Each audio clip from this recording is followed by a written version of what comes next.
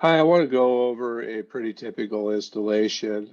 Most homes that were built on a slab, uh, the builder generally runs the plumbing from the main line coming into the house, either through the wall or up into the attic.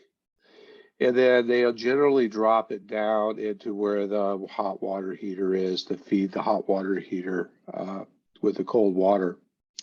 And that hot water heater could either be in a utility room or it'll be, in most cases, in a garage or maybe even an attic. Um, so I wanted to go over that with you real quick. So if you're on a slab and you're concerned about where you're going to install your water softener, you're concerned about having to run, a lot of water line to get to the softener and back to wherever you decide to put it. What I recommend you do is look at the hot water heater, and I drew a diagram here. Excuse my art here. So as the water comes through your walls, it'll either drop down through the cylinder or come through the wall itself, and it goes into your hot water heater. Look for a T that comes off that line over by the hot water heater that tees off that cold water line and then goes back into the house, either through the ceiling or through the wall. In most cases, it'll be a shut-off valve, but not necessarily. Okay. If you have this set up where there's a T coming off that cold water line that goes into the house, that means that is your main water line, basically feeding the house to all your appliances. Okay. So installing a water softener in this particular scenario is very easy. I drew another diagram over here. So your main water line coming down, you basically going to cut that right here where the this 90-degree elbow is. And you're going to take that section out. And you're basically going to extend that over with a shutoff valve to your water softener. Okay. And then coming out of your water softener, you're going to come back into this line right here. So one side with a T, one side is going to go ahead and feed the house, and the other side is going to feed your hot water heater. So this is what it looks like. You're coming in off that line that you cut, which is your main water line. And you're going to come in here, and you can come out your softener. It comes down, goes into your hot water heater. There's a T here that shoots up. It ties back into your main line that enters the house only. So this line here is no longer connected. They're basically is cut in half. Okay. So that's how that works. Now, as far as your drain goes, the drain line seems to be a bigger issue for people than anything else. So I'm going to give you some options and some ideas here. Been doing this for a really long time. I've run into had to think outside the box in a lot of cases for these. So your drain line could be elevated up to 5 feet over and above where the water lines go into your softener. So in this case, let's just say you could run it all the way up to here. Okay. So if you're in a garage or a utility room, the best place to run the drain is into either a wash sink, basin sink, or into the washing machine drain line. Okay.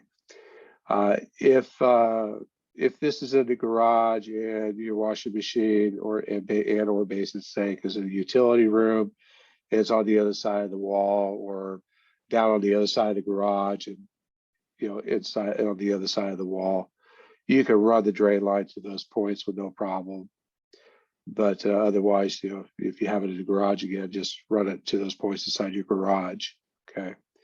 Now, if you don't have any of that available nearby, within 50 feet, let's just say, as an example, you can run the drain line outside through the wall. Now, on the other side of that wall, if you don't have any sort of plants, turf grass or trees, You could just use rock salt and just drain it outside. The system's only going to regenerate an average of 7 to 14 days. They're metered, so they only regenerate when they absolutely have to. And they use a very small amount of water, about 35 to 65 gallons of water over an hour and 45 minutes. So it's not a great deal of water. It's not going to flood the area or anything like that. Now, if you do have shrubs, plants, trees, grass, or anything like that on the other side of the wall, then I would recommend to say use a rock salt inside your salt container here. Is you use what we call potassium chloride, which is available at hardware stores such as Home Depot and Lowe's. Potassium chloride is environmentally friendly. It's actually a fertilizer to most plants, trees, and turf grasses. So when you run the drain outside, what you want to do is use a 1.25 inch piece of PVC pipe, run it the length of the flower bed area, and cap the end of it, and then take a 1/4 inch drill bit, and every 3 inches just drill a hole on each side of that pipe, all the way down to the end. And then put a 90-degree elbow on it with a 1 inch piece of 1.25 inch pipe stubbed up, and just secure your drain line into the top of that pipe. So when your system goes to regenerate, when it backwashes, it'll fill that pipe up, and it'll just spread that water out throughout your flower bed. And again, potassium chloride is environmentally friendly, so it's not going to cause any issues for your plants. It's actually going to help them in most cases. So now, let's say that you're in a basement and you don't have any place to drain. Most basements have either a floor drain that you can dump it into, or they'll have an area that has a sump pump in it that you can drain into that trap. And then when the float lifts on your sump pump, it'll pump it out to wherever you have it going. As far as electrical goes, these systems are all low voltage, 12, 24 volts. They have their own transformers. You can purchase extension wire from us to run it up to, like, let's say a garage door opener usually has an additional plug right there where the outlet is, or anywhere else in the garage, just plug it in. Or you could just go down to the hardware store and run bell wire, buy bell wire, and doorbell wire basically is low voltage wire you can buy by the foot, and you can do it that way, and go ahead and plug in that way. So anyway, those are all your different options for your plumbing, what salt or potassium to use for your drain, and what have you not. I hope that helps you out. Thank you. Have a good day.